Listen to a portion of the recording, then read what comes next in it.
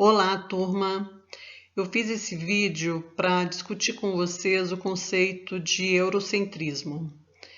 Esse conceito é de fundamental importância para vocês entenderem uma série de coisas na história, seja a história da América, seja a história do Brasil, seja a história da África, e eu sugiro que vocês prestem bastante atenção. Eurocentrismo. Euro, Europa, centrismo, centro. Europa no centro do mundo. O eurocentrismo ajuda a gente a entender a condição de subjugado do Novo Mundo e da África. A charge que eu botei para vocês, ela exemplifica o conceito de eurocentrismo. Trata-se do colonizador pisando, aniquilando nas culturas que aqui existiam. O eurocentrismo é uma visão de mundo centrada em valores europeus, colonizadores ou racistas. Assim, esse conceito descreve o processo em que a Europa se constitui como centro de poder no mundo, principalmente com a colonização.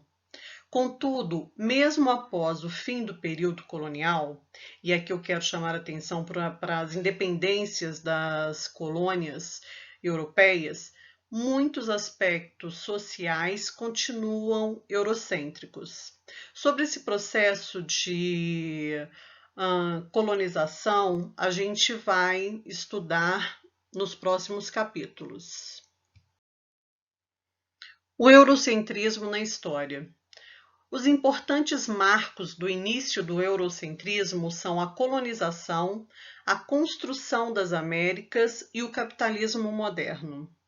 A partir desses processos, países da Europa impuseram ao resto do mundo a sua cultura, sua economia e seu poder militar.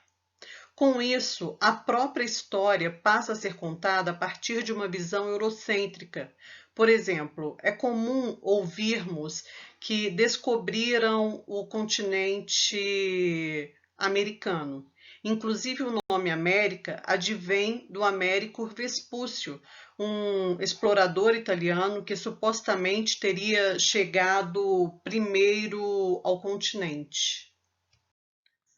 Antes da conquista da América, o mundo conhecido era dividido em 3 continentes: Ásia, Europa e África, como a gente pode observar no primeiro mapa, que ficou conhecido como TIO, um mapa medieval produzido no século XIII.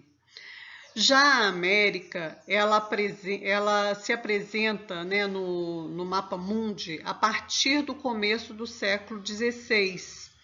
A América, na figura 2, é representada nas cores verde e branca. A parte branca seria a América do Norte, a verde, a América do Sul. Como eu disse, né, no slide anterior, a homenagem ao Américo Vespúcio deve-se ao fato do Américo Vespúcio ser o primeiro homem que percebeu que aquilo não era a continuação da Ásia, e sim um novo continente. A descoberta da América produziu a sensação na Europa de que aquele continente, o europeu, estava à frente das sociedades que aqui viviam. A América, inclusive, foi chamada de Novo Mundo. Como a gente pode perceber pela ilustração do slide, novas formas sociais foram introduzidas no continente europeu com a chegada dos europeus. A gente pode exemplificar isso pela presença da cruz, que introduz o catolicismo nesse espaço de terra, pelas roupas e também pelos armamentos de ferro, a fogo, e também pela introdução das línguas no continente europeu, línguas europeias que foram também introduzidas nas terras americanas. Se fizermos uma análise sobre o que aprendemos na escola, nas aulas de história, literatura, filosofia, etc., perceberemos que os nossos conteúdos estão sempre próximos do conhecimento produzido na Europa. Assim como a nossa língua, a nossa religião, também são predominantemente europeus. Podemos dizer que nossa visão de mundo é basicamente a visão da Europa, o continente considerado civilizado, visão de mundo construída pelo colonizador europeu.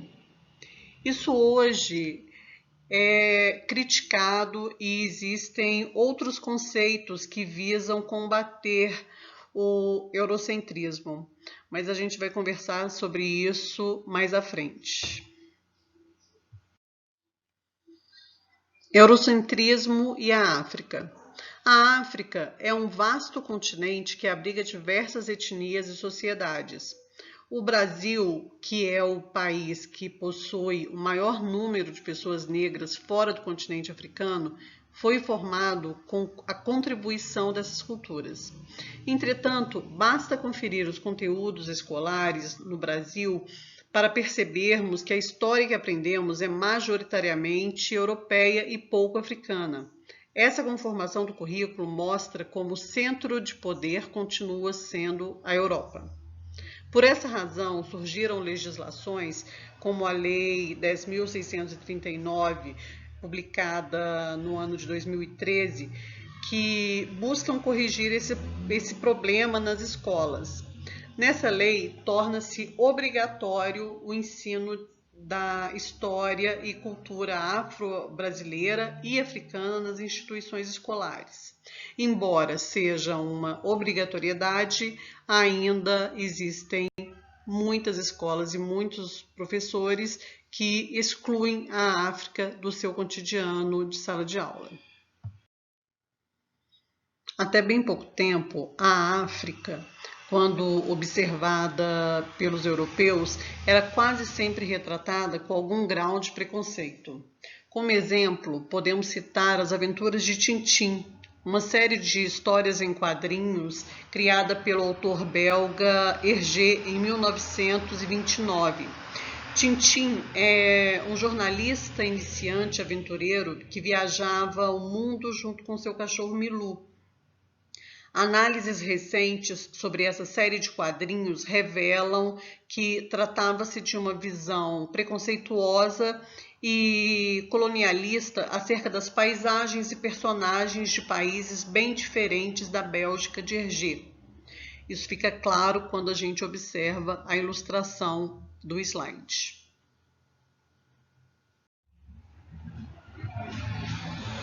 Eurocentrismo e etnocentrismo. O etnocentrismo é uma atitude de considerar sua própria cultura como superior ou melhor, inferiorizando as demais. É ter no seu centro de referência apenas a sua cultura. Essa é uma definição parecida com o eurocentrismo, a postura de ter os valores europeus, principalmente aqueles ligados à história da colonização e do racismo, como o seu centro de referência e verdade. A palavra etnocentrismo contém os radicais etno, etnia, que significa, por sua vez, semelhança de hábitos, costumes e cultura, e centrismo, posição que coloca algo no centro como referência central a tudo que está à sua volta. Disso se resulta que o observador etnocêntrico vê-se como superior aos demais em aspectos culturais, religiosos e étnico-raciais. Bem, gente, ao elaborar esse material, eu pensei em discutir com vocês, em fazê-los pensar acerca das visões eurocêntricas e preconceituosas que está lá na página 122. Na verdade, é uma questão que vocês, inclusive, escreveram sobre ela, né? Valendo nota, inclusive. Lá né, a gente encontra duas visões eurocêntricas, preconceituosas em relação ao continente africano. A primeira, do filósofo Hegel, escrita em 1830, diz que a África não é uma parte da história do mundo. Não tem movimento, progressos a mostrar, movimentos históricos propriamente dela. Quer isso dizer que a sua parte setentrional pertence ao mundo europeu ou asiático. Aquilo que entendemos precisamente pela África é o espírito não desenvolvido, ainda envolto em condições de natural e que se deve ser aqui apresentado apenas no limiar da história do mundo.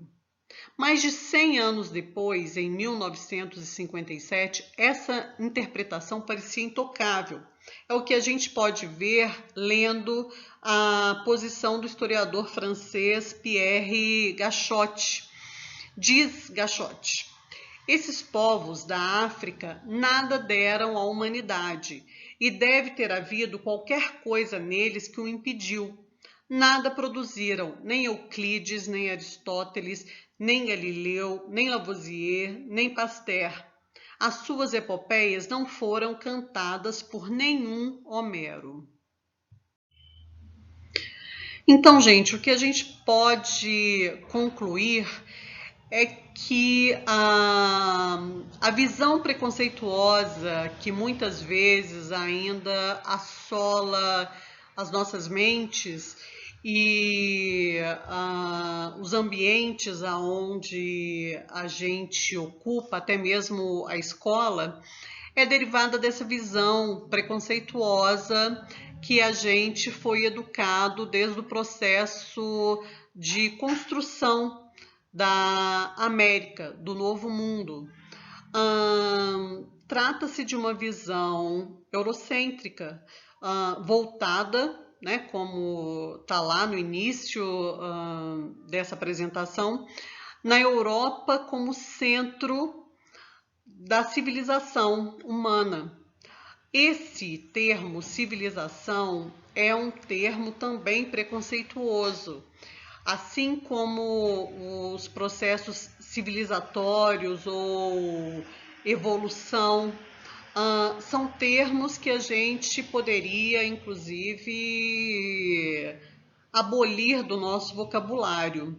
Hoje trabalhamos com a ideia de culturas, de relativismo cultural, tentando fugir dessas visões preconceituosas de mundo.